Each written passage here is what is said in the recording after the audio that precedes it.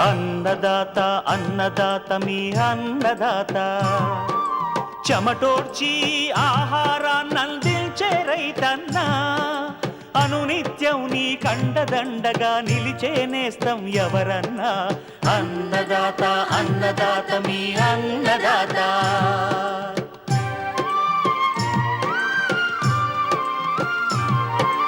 నూతన రీతుల సాగుబడికి నూరింతలు పెరిగే దిగుబడికి సూచనలిచ్చే సస్య రక్షణకు పశు పోషణకి శాస్త్ర విజ్ఞానం అందించి ముందుకు నడిపే తెలుగు రైతు భారతదేశానికి మకుటం అయ్యేలా తీర్చిదిద్దే ఆశయంతో మిమ్ము మేలు కొలిపేది అన్నదాత అన్నదాత అన్నదాత మీ అన్నదాత అన్నదాత అన్నదాత మీ అన్నదాత.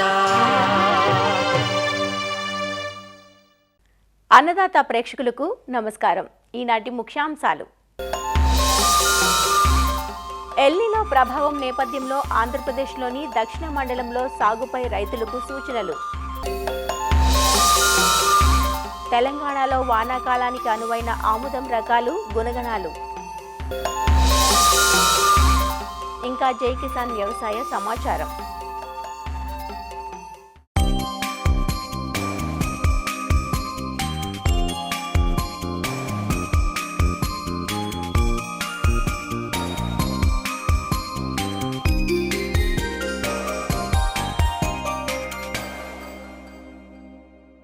ఏ చెట్టు లేని చోట ఆముదం చెట్టే మహావృక్షమనే నానుడి ఒకప్పటి మాట. ప్రస్తుతం ఆముదం పంట రూపురేఖలే మారాయి. ఎలా అంటారా? ఒకప్పుడు బీడు భూముల్లో, పనికిరాని భూముల్లో సాగయ్యే ఈ పంటను నేడు అందుబాటులోకి వచ్చిన నూతన రకాలు, మేలైన యాజమాన్యంతో ఎకరాకు 15 నుంచి 16 క్వింటాళ్ల అధిక దిగుబడులు తీస్తున్నారు అనేక మంది రైతులు. ముఖ్యంగా తెలంగాణలోని నాగర్ కర్నూల్, వనపర్తి, నారాయణపేట, జోగులాంబ గద్వాల, మహబూబ్ నగర్, రంగారెడ్డి జిల్లాల్లో ఈ పంటను అధిక విస్తీర్ణంలో సాగు చేస్తున్నారు. మెట్ట పంటగా అనావృష్టిని సైతం తట్టుకుని కనీస రాబడినిచ్చే ఆముదం పంటను ఖరీఫ్లో అధిక శాతం వర్షాధారంగానే సాగు చేస్తారు. అయితే నీటి వస్తు ఉన్నవారు అధిక దిగుబడినిచ్చే నూతన వంగడాలు, హైబ్రిడ్లను ఎంపిక చేసుకోవచ్చు.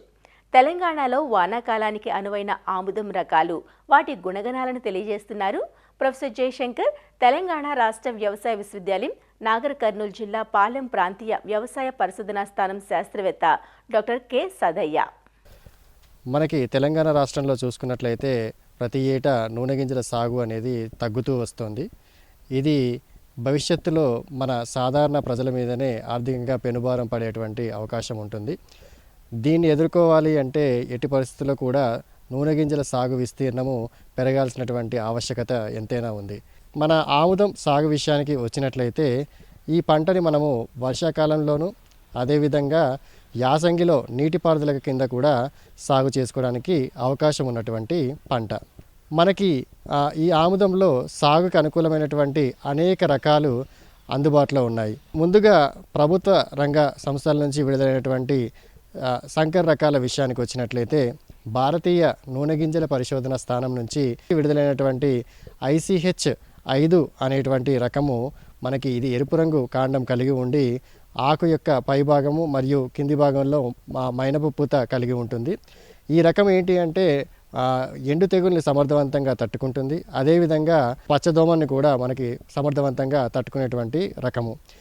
ఈ రకాన్ని మనము వర్షాధారంగా సాగు చేసినట్లయితే దాదాపు 6 నుంచి 7 క్వింటాల వరకు మంచి దిగుబడులు వచ్చేటువంటి అవకాశం ఉంటుంది. మనకి గత సంవత్సరంలో కూడా ఈ రకం సాగు అనేది అధిక మొత్తంలో జరిగింది. వాతావరణ పరిస్థితులు కఠినంగా ఉన్నప్పుడు, అంటే వర్షపాతం లేకుండా విపరీతమైనటువంటి ఎండ ఉన్నటువంటి పరిస్థితుల్లో కూడా ఈ రకము మంచి దిగుబడులని ఇవ్వడం జరిగింది. దీని తర్వాత చెప్పుకోదగినటువంటి మరొక రకమైనటువంటి సంకరము ICH66. ఇది కూడా భారతీయ నూనె గింజల పరిశోధనా స్థానం హైదరాబాద్ నుంచి విడుదల చేయబడినటువంటి సంకర్ రకము. ఈ రకము కూడా ఎరుపు రంగు కాండాన్ని కలిగి ఉండి మనకి ఆకుకి ఇరువైపులా కూడా మైనపు పూత అనేది ఉంటుంది. ఈ మైనపు పూత అనేది రసం పీల్చే పురుగుల ఉధృతిని తట్టుకోవడానికి సమర్థవంతంగా పనిచేస్తూ ఉంటుంది. ఈ రకం కూడా మనకి ఎండు తెగుల్ని సమర్థవంతంగా తట్టుకుంటుంది. అదేవిధంగా పచ్చదోమని కూడా తట్టుకునేటువంటి రకము. ఈ రకాన్ని మనము వర్షాధారంగా కనుక సాగు చేసుకున్నట్లయితే దాదాపు 6 నుంచి 7 క్వింటాల వరకు దిగుబడిని ఒక ఎకరానికి సాధించే అవకాశం ఉంది. ఇవే కాకుండా చాలా నూతనంగా విడుదలైనటువంటి ICH6 అనే రకము, ఇది కూడా మనకి నూనె గింజల పరిశోధన స్థానము హైదరాబాద్ నుంచే విడుదలవడం జరిగింది. ఇది మిగతా రకాలతో పోల్చుకున్నట్లయితే చాలా తొందరగా కోతకు వచ్చేటువంటి రకము. అంటే మొదటి గెల దాదాపు 80 నుంచి 90 రోజుల్లోనే కోతకు వస్తుంది. మిగతా గెలలు కూడా ఒకటేసారి కోతకు వచ్చేటువంటి అవకాశం ఉన్నటువంటి రకము. ఇది కూడా మనకి ఎకరానికి దాదాపు 7 క్వింటాల వరకు దిగుబడి ఇచ్చేటువంటి అవకాశం ఉంది. భారతీయ నూనె గింజల పరిశోధన స్థానమే కాకుండా మన ప్రొఫెసర్ జయశంకర్ తెలంగాణ రాష్ట్ర విశ్వవిద్యాలయ పరిధిలో ఉన్నటువంటి ప్రాంతీయ వ్యవసాయ పరిశోధన స్థానం పాలెంలో కూడా ఆముదం మీద మనకి పరిశోధనలు అనేటువంటి జరుగుతూ ఉంటాయి. ఈ ప్రాంతీయ వ్యవసాయ పరిశోధన స్థానం పాలెం నుంచి విడుదల చేయబడినటువంటి PCH111 అనేటువంటి రకము, ఇది ఆకుపచ్చ కాండాన్ని కలిగి ఉంటుంది. ఆకుకి కింది వైపు మాత్రమే మైనపు పూత కలిగి ఉండి ఈ రకం కూడా మనకి ఎండు తెగుల్ని సమర్థవంతంగా తట్టుకుంటుంది. అదే ఎక్కడైనా కానీ మనకి తెల్లదోమ ఉధృతి అధికంగా ఉన్నప్పుడు అటువంటి ప్రాంతాలలో ఈ రకాన్ని సాగు చేసినట్లయితే దోమ ఉధృతి తక్కువగా ఉండి పంట అనేది ఎక్కువగా ఎఫెక్ట్ అవ్వదు. దాని ద్వారా మనకి దిగుబడులు కూడా మంచిగా వచ్చేటువంటి అవకాశం ఉంటుంది. మనకి అందుబాటులో ఉన్నటువంటి అన్ని సంకర రకాలతో పోలిస్తే చాలా తొందరగా కోతకు వచ్చేటువంటి రకము ఇది. ఈ రకాన్ని మనము వర్షాధారంగా కనుక సాగు చేసినట్లయితే దాదాపు ఒక 6 క్వింటాల వరకు మనకి దిగుబడి అనేది వచ్చే అవకాశం ఉంటుంది. ఈ PCH111 అనేటువంటి రకం యొక్క విత్తనాలు మన ప్రాంతీయ వ్యవసాయ పరిశోధన స్థానం పాలెంలో అందుబాటులో ఉంటాయి. అదేవిధంగా ఇంతకుముందు తెలిపినటువంటి ICH5, ICH66 మరియు ICH6 యొక్క విత్తనాలు మనకి భారతీయ నూనె గింజల పరిశోధన స్థానం రాజేంద్ర నగర్ హైదరాబాద్లో అందుబాటులో ఉంటాయి.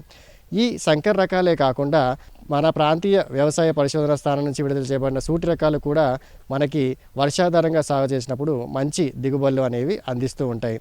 అందులో ముఖ్యంగా PCS262 అనే ప్రగతి అనేటువంటి రకము, ఇది బెట్టను కూడా తట్టుకుంటుంది కొద్దిమేర.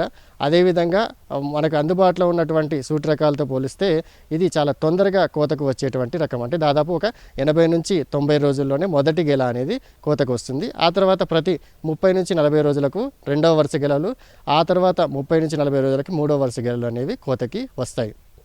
ఈ రకం కూడా మనకి వర్షాధారంగా సాగు చేస్తే ఒక 5 నుంచి 6 క్వింటాలు దిగుబడి అనేది వచ్చే అవకాశం ఉంది. కాబట్టి రైతు సోదరులు మంచి నాణ్యమైనటువంటి రకాలని, అధిక దిగుబడులు ఇచ్చేటువంటి రకాలని, నాణ్యమైన విత్తనాన్ని ఎంపిక చేసుకొని అధిక లాభాలని సాధించవచ్చు.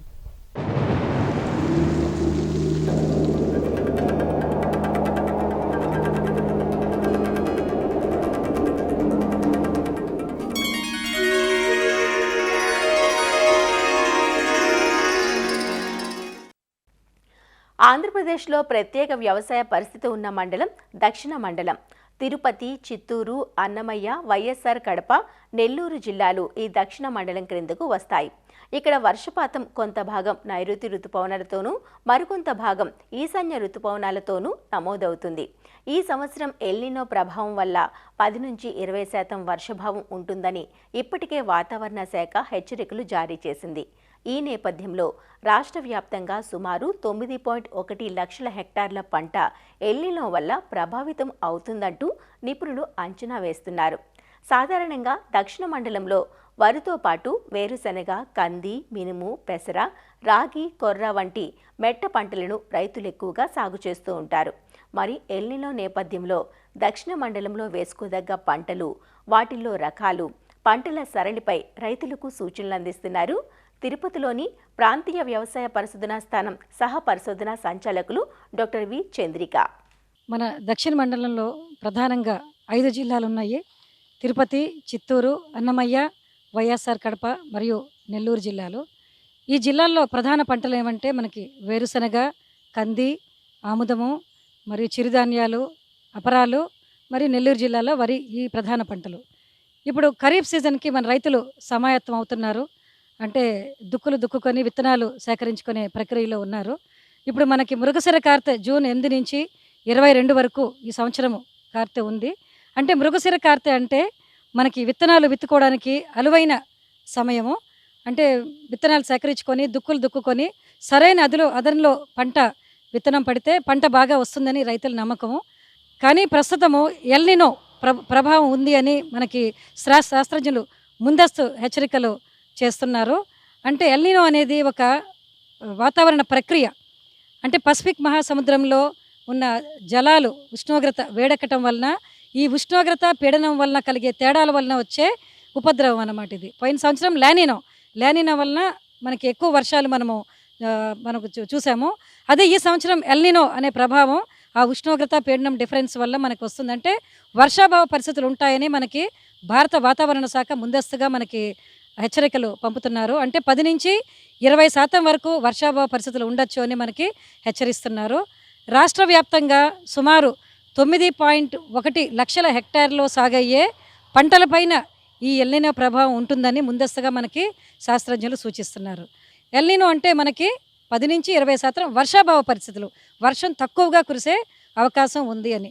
దానికి తగ్గట్టుగా ఈ వర్షాభావ పరిస్థితులను తట్టుకునే పంటలు, వాటి రకాల గురించి శాస్త్రజ్ఞులు రైతులకి అవగాహన కల్పించడమే మా ముఖ్య ఉద్దేశము. ఈ దక్షిణ మండలంలో ముందుగా ప్రధానంగా వేరుశనగ పంట మనకి ప్రధానమైన పంట.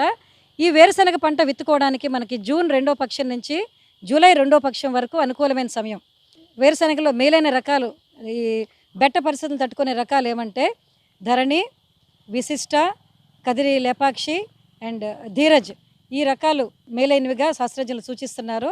ఈ రకాలు మనకి ఆర్ఆర్ఎస్ తిరుపతి మరియు ఏఆర్ఎస్ కదిరి, ఏఆర్ఎస్ ఊటుకూరు మరియు కృషి విజ్ఞాన కేంద్రాలు నెల్లూరు, కలికిరిలో కూడా అందుబాటులో ఉన్నాయి. కాబట్టి సాధ్యమైనంత వరకు ఈ బెట్టను తట్టుకునే స్వల్పకాలిక రకాలు రైతులు ఎంచుకుంటే మనం ఈ ఎల్నినో పరిస్థితులను తట్టుకోవడానికి ఎంతో మేలుగా ఉంటుంది. అంతే జూలై 2వ పక్షంలో కూడా మనకి మనకి వర్షాలు కురవకపోతే జూలై నెలాఖరి వరకు కూడా మనం ఈ వేరుశనగ విత్తుకోవడానికి అవకాశం ఉంటుంది. అదే ఆగస్టు నెలలో అయితే మనం వేరుశనగ విత్తుకోవడం అంత లాభదాయకం కాదని మన శాస్త్రజ్ఞులు సూచిస్తున్నారు. ఆగస్టు నెలలో అయితే ప్రత్యామ్నాయ పంటలు, వేరుశనగకి ప్రత్యామ్నాయంగా కంది కానీ, ఆముదం కానీ, అపరాలు కానీ, చిరుధాన్యాలు ముఖ్యంగా అన్ని స్వల్పకాలిక రకాలు 70 నుంచి 90 రోజుల్లోప కోతకొచ్చే పంట రకాలను మనము ఎంచుకొని సాగు చేసుకున్నట్లయితే ఈ వర్షాభావ పరిస్థితులని, బెట్ట పరిస్థితుల్ని తట్టుకొని రైతులు ఎంతో కొంత దిగుబడి సాధించడానికి అవకాశం ఉంటుంది. ఇంకొక ముఖ్య విషయం ఏమంటే రైతులు సరైన అదనలో, అంటే తేమ మనకి భూమిలో సరైన అదను ఉన్నప్పుడు మనము విత్తనాలు విత్తుకోవాలి.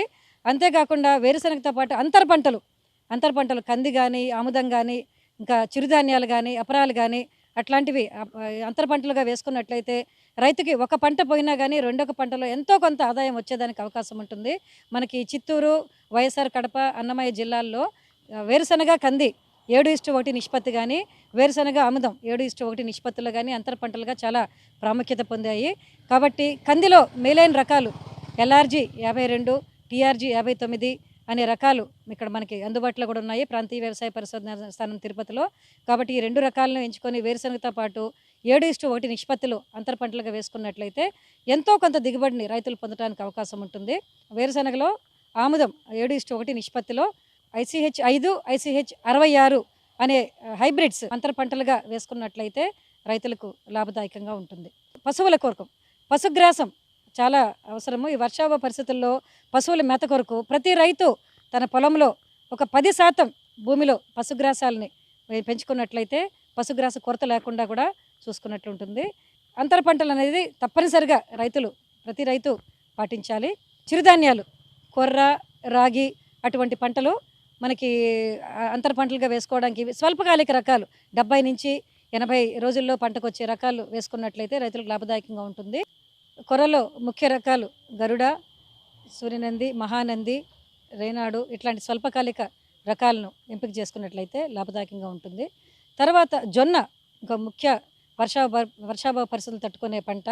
మనము ఆగస్టు, సెప్టెంబర్లో వర్షాలు సకాలంలో పడకపోయినట్లయితే ముఖ్య ప్రత్యామ్నాయ పంట జొన్న అటు పశుగ్రాసంగా పనికొస్తుంది, ఇటు రైతుకు ఎంతో కొంత దిగుబడి ఇస్తుంది.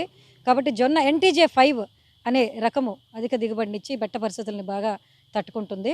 అదేవిధంగా ఆగస్టులో కూడా మనకి వర్షాలు సకాలంలో రాకపోతే మనము అలసంద సెప్టెంబర్లో అలసంద కానీ లేకపోతే ఉలవ ఈ 2 పంటలని అయితే మనము వేసుకున్నట్లయితే అటు పశుగ్రాసానికి ఇటు విత్తనాలకు కూడా మనకు పనికొస్తుంది. అలసంద TPTC 29 అనే రకము మనకి ఇక్కడ అందుబాటులో ఉంది. అదేవిధంగా ఉలవ అనంతపూర్ నుంచి రిలీజ్ అయిన వెరైటీ అనంతపూర్ 11 అనే ఉలవ రకం అయితే చాలా బెట్ట పరిస్థితులు తట్టుకొని విత్తనానికి మరియు మనకు పశుగ్రాసాన్ని ఇవ్వడానికి కూడా ఎంతో ఉపయోగకరంగా ఉంటుంది. అపరాల్లో మినుము TBG 104 అనే రకం అయితే మనకి ప్రాంతీయ వ్యవసాయ పరిశోధన స్థానం తిరుపతిలో కూడా అందుబాటులో ఉంది ఈ విత్తనము. TBG 104 అనే రకం కూడా మనకి బెట్ట పరిస్థితులను బాగా తట్టుకొని దిగుబడి ఇవ్వడానికి అవకాశం ఉంటుంది. ఇంకా పెసర్లో అయితే LGG 420, LGG 630 అనే రకాలు మనకి అనువైనవి పెసర్లో. అంటే వేరుశనగలో అంతర పంటలుగా కంది కానీ, ఆముదం కానీ, ఈ చిరుధాన్యాలు కానీ, అపరాలను కానీ వేసుకున్నట్లయితే రైతులకు ఒక పంట పైన రెండొక పంట ఎంతో కొంత లాభదాయకంగా ఉంటుంది. అంతేకాకుండా రైతుకి పశుగ్రాసంగా కూడా ఉపయోగపడుతుంది. మరొక ముఖ్య సూచన ఏమంటే మనకి చిత్తూరు, తిరుపతి మరియు వైఎస్ఆర్ కడప, అన్నమయ్య జిల్లాల్లో పండ్ల తోటలు, ముఖ్యంగా ఈ మామిడి, నిమ్మ తోటలు అధికంగా ఉన్నప్పుడు వాటిలో అంతర పంటగా మన ఉలవ కానీ, అలసంద కానీ వేసుకున్నట్లయితే నేల సారవంతం అవటమే కాకుండా రైతుకు ఎంతో కొంత పశుగ్రాసంగా కూడా ఉపయోగపడుతుందని మేము సూచిస్తున్నాము. అంటే ఈ సంవత్సరం మనకి ఎల్నినో పరిస్థితుల వల్ల వర్షాభావం ఉంటుందని శాస్త్రజ్ఞులు మనకి సూచించడం వలన రైతుల్ని ముందుగానే మనము హెచ్చరించడం జరుగుతుంది.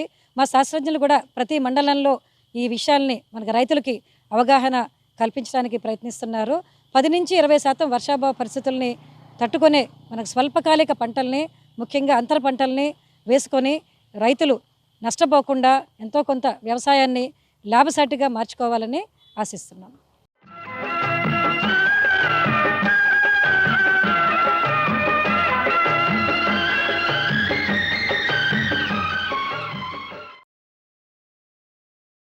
అన్నదాత టోల్ ఫ్రీ నంబర్ ద్వారా పంటల సాగులో రైతులు లేవనెత్తే సందేహాలకు దృశ్యరూపం మీకోసం.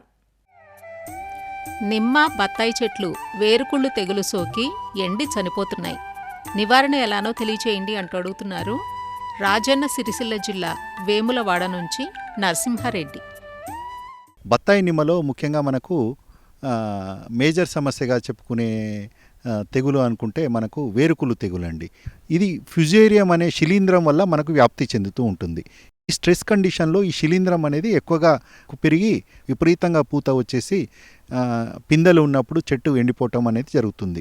ఎప్పుడైతే కొత్తగా తోటలు పెట్టుకునే రైతులు ఈ శిలీంధ్రము అంటే వృద్ధి చెందకుండా మన భూములలో ముఖ్యంగా మనకు నాటిన ప్రతి సంవత్సరం అంటే మొదటి సంవత్సరం నుంచే మనకు ట్రైకోడర్మా విరిడే అనే మనము శిలీంధ్రం, ఇది కూడా ఒక శిలీంధ్రం అంటారంటే దీన్ని బయో కంట్రోల్ ఏజెంట్గా వాడుకోవాలి. 90 కిలోల పశువుల ఎరువులో మరియు 10 కిలోల వేపపిండి, 1 కిలో ట్రైకోడర్మా కలుపుకొని తోటలలో నీడ పట్టున అంటే ఒక షెడ్ కింద కానీ లేదంటే చెట్టు నీడలో కానీ వృద్ధి చేసుకున్నట్టయితే దాన్ని ఒక మండెలాగా కట్టేసి పైన గోనె పట్టాలు కనుక కప్పి నీళ్లు చల్లినట్టయితే అంటే మనం 2-3 రోజులకు ఒకసారి నీటి తడులు అంటే పైన చిలకరించినట్టయితే ఒక 30 నుంచి 40 రోజులలో ఈ శిలీంధ్రం అనేది ట్రైకోడర్మా విరిడే శిలీంధ్రం అనేది బాగా పెరగటం జరుగుతుంది.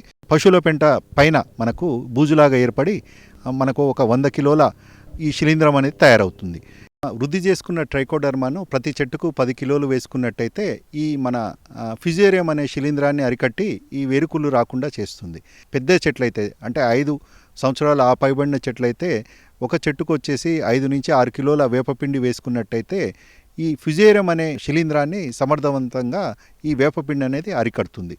పూత పిందె సమయంలో నీటి ఎద్దడి రాకుండా చూసుకున్నట్టయితే ఫిజేరియం అనే శిలీంధ్రం కూడా మన తోటలలో చెట్లలో ఎక్కువగా కాకుండా మనం అరికట్టవచ్చు. సూక్ష్మధాతు లోపాలు కనుక ఉండి మనకు తగినంత నీరు ఇవ్వకపోవటం వల్ల ఫిజేరియం ఉధృతి ఎక్కువై వేరుకుళ్ళు అంటే విపరీతంగా పూత పిందె రావటం, వేరుకుళ్ళు వల్ల చెట్లు చనిపోవటం జరుగుతుంది. కాబట్టి మనకు కొత్త తోటలలో అయితే జూన్, జూలై, ఆగస్టు మాసంలో ఈ గ్రీన్ మాన్యూర్ అంతర పంటగా అంటే ఈ జనుముని అంతర పంటగా వేసుకొని దుక్కిలో దున్ని వేసుకున్నట్టయితే మనకు ఈ సూక్ష్మ ధాతు లోపాలు అనేది కూడా కనిపించవండి. అలాగే సూక్ష్మధాతు లోపాలు ఉన్నట్టయితే మనకు ఫార్ములా 4 5 గ్రాములు మరియు మెగ్నీషియం సల్ఫేట్ 2 గ్రాములు 1 లీటర్ నీటి కలిపి పిచికారీ చేసుకున్నట్టయితే చెట్లు బలంగా ఉంటాయి.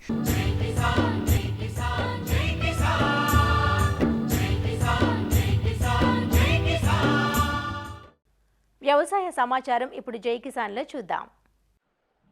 ఖరీఫ్ సీజన్ ఆరంభమైన నేపథ్యంలో ఉమ్మడి గుంటూరు జిల్లాలోని పల్నాడులో సాగు పనులు ప్రారంభమయ్యాయి. జిల్లాలో రైతులు అధిక శాతం మిరప, పత్తి పంటలు సాగు చేస్తారు. వేసవి పత్తిని ఇప్పటికే రైతులు విత్తుకున్నారు. వ్యవసాయ శాఖ పచ్చిరొట్ట విత్తనాలను రైతులకు పంపిణీ చేసింది. మిరప, పత్తి విత్తనాలను ప్రైవేటు కంపెనీల ద్వారా దుకాణాల్లో అందుబాటులో ఉంచుతున్నారు. మొత్తంగా 2-3 వర్షాలు కురిస్తే పల్నాడు జిల్లాలో ఖరీఫ్ సీజన్ ప్రారంభమవుతుందని వ్యవసాయ శాఖ అధికారులు చెబుతున్నారు. ఖరీఫ్ సీజన్ 2026 సంవత్సరానికి సంబంధించి మన ఉమ్మడి జిల్లాలో మొట్టమొదటిగా మరి పల్నాడు ప్రాంతాల నుంచి స్టార్ట్ చేయడం జరుగుతూ ఉంది. ముఖ్యంగా ఏంటంటే మనకి పల్నాడు ప్రాంతంలో మాచర్ల, దుర్గి, వెల్దుర్తి, అట్లాగే పిడుగురాళ్ల, బొల్లపల్లి మండలాల్లో ఇప్పటికే కాటన్ స్టార్ట్ చేయడం జరిగింది. ఈ సంవత్సరం వచ్చేపాటికి 1,60,000 హెక్టార్లలో టీపీ హౌస్ నుంచి మనకు సాధారణమైనటువంటి నార్మల్ ఏరియా రావడం జరిగింది. దానిలో భాగంగా 86,000 హెక్టార్లకు వచ్చి కాటను, అలాగే 42,000 హెక్టార్లు వచ్చి ప్యాడీ, అలాగే 30,000 హెక్టార్లు వచ్చి పల్సెస్ ఉన్నాయి. అయితే దీనికి సంబంధించి మనకి కాటన్ పరంగా విత్తనాలకు ఇబ్బంది లేదు, అట్లాగే ప్యాడీ పరంగా కూడా మన విత్తనాలు కూడా సిద్ధం చేయడం జరిగింది. అట్లాగే కందులు అయితే ఫార్మర్ టు ఫార్మరు, లేదంటే లోకల్ కూడా మనకి సీడ్స్ అన్నీ కూడా అవైలబుల్ ఉన్నాయి. రైతు సోదరులు ఓ పక్కన పచ్చిరొట్ట ఎరువులు కూడా వేసుకొని ఇప్పుడు ఈ విధంగా భూమి కూడా రెడీ చేసుకోవడం జరిగింది. గట్టిగా 2-3 వర్షాలు కనుక పడినట్లయితే వ్యవసాయ పనుల్లో రైతు సోదరులందరూ కూడా నిమగ్నమయ్యే అవకాశం ఉంది. వర్షం పడేదాన్ని బట్టి కూడా కౌళ్ళు కూడా వెంటనే ఫిక్స్ చేసుకొని రైతు సోదరులు కూడా సిద్ధంగా ఉన్నారు. మనకి సంబంధించి సబ్సిడీ పోయినటువంటి ప్యాడీ విత్తనాలు కానీ అవి కూడా మేము సిద్ధం చేసుకున్నాం. అట్లాగే పచ్చిరొట్ట విత్తనాలు ఏదైతే ఉన్నాయో మనకి 7,094 క్వింటాళ్ళు మనకి జిల్లా కేటాయించడం జరిగింది. అవి కూడా దాదాపుగా 1,500 క్వింటాల వరకు సబ్సిడీ మీద ఇవ్వడం జరిగింది. పల్నాడు జిల్లాలో సుమారు 92,000 హెక్టార్లలో రైతులు పత్తి సాగు చేస్తూ ఉంటారు. కొందరు రైతులు వేసవి పత్తి సాగును ముందుగా ప్రారంభించారు. మాచర్ల, దుర్గి, కారంపూడి, గురజాల, బొల్లాపల్లి తదితర మండలాల్లో వేలాది ఎకరాల్లో వేసవి పత్తిని విత్తారు. ప్రస్తుతం మిరప రైతులు సాగుకు సమాయత్తమవుతున్నారు. గత ఏడాదితో పోల్చితే ఈ ఏడాది విత్తనాలు తక్కువ ధరలకు లభ్యమవుతున్నాయని డీలర్లు చెబుతున్నారు. వర్షాలు ఇంకా ఊపందుకోకపోవటం వల్ల విత్తన కొనుగోళ్లు కొంత నెమ్మదిగా జరుగుతున్నాయని, మరో 1-10 రోజుల్లో సీజన్ వేగం పుంజుకుంటుందని అంటున్నారు. వర్షాల కోసం రైతులు వెయిట్ చేస్తున్నారు. ఆల్రెడీ బోర్వెల్స్ ఉన్న వాళ్ళు సమ్మర్ కాటన్ కొంచెం అగ్రెసివ్గా వేశారు. వేసినంత వరకైనా ఒక రకంగా పర్లేదు, బాగానే ఉన్నట్టు అనిపిస్తుంది. ఇప్పుడు సమ్మర్లో వచ్చేసి రైతులు బోర్వెల్స్ ఉన్న వాళ్ళందరూ ఆల్మోస్ట్ ఆల్ కాటన్కి వెళ్ళిపోయారండి. ఈ కాటన్ అయిపోయిన తర్వాత రేపు సెప్టెంబర్, అక్టోబర్లో ఈ కాటన్ తీసేసుకున్న తర్వాత డిమాండ్ని బట్టి అప్పుడు చిల్లీకి కానీ లేక మెయిజ్ ప్రొడక్షన్కి కానీ రెడ్ గ్రామ్కి కానీ వెళ్తారండి. మిర్చి ఇప్పటికి ఈ సంవత్సరానికి అయితే లాస్ట్ ఇయర్ బాగానే రైతులకి కొంచెం లాభదాయకంగా ఉంది కాబట్టి ఇప్పుడు ప్రజెంట్ వర్షాలు గత బ్యాక్గా ఉన్నాయి కాబట్టి ఇంకా రైతులు అంత ముందుకు అయితే రాలేదు. రేట్ ఒకటి లాస్ట్ ఇయర్ దిగుబడులు కూడా బాగానే వచ్చినాయి. కొంచెం తాలు శాతం తక్కువగానే వచ్చింది. కొంచెం తక్కువగా ఏకరేజ్ చేయటం వలన హమాలీస్ కూడా కొంచెం అనుకూలంగానే రైతులకు దొరికారు. కొంచెం అది కూడా కొంత ప్లస్ పాయింట్ అయింది లాస్ట్ ఇయర్. ఈ సంవత్సరం అంత ఘోరంగా ఎప్పుడు లేవండి. ఏదైనా 20-30% అండర్ సేల్లోనే అమ్ముతున్నాము. 900 రూపాయల ప్యాకెట్ వచ్చేసి 600 రూపాయలకి కాటన్ అమ్ముతున్నాం. మిరపిత్తనాలు కూడా 600-700 రూపాయలు అన్న ప్యాకెట్ కూడా 400-450 రూపాయలకి అమ్ముతున్నాము. 1000 రూపాయలు ఉన్న చిల్లీ ప్యాకెట్ కూడా 700-750 రూపాయలకి ఎక్కువగా సేల్ చేస్తున్నారు. అంటే కంపెనీలు ప్రొడక్షన్ ఎక్కువైంది, ప్లస్ ఇప్పుడు రైతులు కూడా అంత అవేర్నెస్గా పర్చేజ్ చేయడానికి రాలేదు. కవులు కొంచెం ఈ చిల్లి వలన ఒక 5-10% పెరిగింది. ఇంతకుముందు 20,000 ఉన్నది ఒక 5,000 పెరిగి 20,000-25,000 దాకా వెళ్ళింది. ఇది ఫుల్ ఫ్లెడ్జ్డ్గా వాటర్ అన్నీ సఫిషియెంట్ ఉన్న ల్యాండ్స్ అయితే. సీజన్కి అయితే ఇప్పుడు ఉన్న సిచ్యువేషన్ ఇబ్బంది లేదు, కానీ ఎల్నో ప్రభావం వలన కొంత రైతులు కూడా భయపడుతున్నారు ఎట్లా ఉంటుందో ఏందనేది. లాస్ట్ ఇయర్ మిర్చికి రేటు ఉంది కదా, కొంత మన మిర్చికి డైవర్ట్ అయిపోయేవాళ్ళు మిర్చికి, అట్లా రకరకాల క్రాప్స్, కందులకు పోయేవాళ్ళు కందులు, కాకపోతే మొక్కజొన్నకు పోయేవాళ్ళు రేపు మొక్కజొన్నకి, అట్లా రకరకాల క్రాప్స్కి డైవర్ట్ అయిపోతాం. పత్తి అనేది అంటే లాస్ట్ ఇయర్ మీద ఈ సంవత్సరం కొద్దిగా పర్వాలేదండి. లాస్ట్ ఇయర్ మీద అంతా సమ్మర్ కాటనే సార్. తర్వాత వర్షాకాలం అనేది పత్తి అనేది ఈ ఏరియాలో మాచర్ల సెంటర్లో అనేది ఉండదు. మేజర్ అనేది ఏంటంటే వీళ్ళు మే ఎండింగ్ కల్లా వేసేది మొత్తం వేసేస్తారు. మే తర్వాత ఇక్కడ ఏమీ ఉండదు. వీళ్ళు ఇక్కడ విత్తనాలు అయితే రైతులు చాలా తక్కువ అండి. 80%-90% నర్సరీలకి వెళ్ళిపోతారు. ఇక్కడ రాబోయే రోజుల్లో అయితే విత్తనాలకైతే పెద్ద డిమాండ్ అనేది ఏమి ఉండదండి. మేము అమ్మే రేట్లు లాస్ట్ ఇయర్తో పోల్చుకుంటే ఈ సంవత్సరం ఇంకా ఘోరంగా ఉన్నాయి. ఏరియా పెరుగుతుంది, ఇంకా విత్తనాల రేట్లు పెరుగుతాయి అనుకున్నాం, కానీ ఆ విధంగా అయితే సిచ్యువేషన్ కనబట్టలా. ఎల్నినో ప్రభావం ఖరీఫ్ సాగుపై ఉంటుందనే భయం రైతులను వెన్నాడుతోంది. ఈ నేపథ్యంలో అధికారులు ఎప్పటికప్పుడు రైతులకు తగిన సూచనలు, సలహాలు అందించాల్సిన అవసరం ఉంది. మరిన్ని విభిన్న అంశాలతో రేపటి అన్నదాతలో మళ్ళీ కలుసుకుందాం. నమస్కారం. అన్నదాతలు తమ సందేహాలు సమస్యలను 1-800-425-4085 టోల్ ఫ్రీ నంబర్లో ఉదయం 10 నుంచి 11 గంటల మధ్య పని దినాలలో సంప్రదించగలరు. ఈ కార్యక్రమాన్ని యూట్యూబ్లో www.youtube.com/annadaata ETV లింక్ ద్వారా వీక్షించవచ్చు.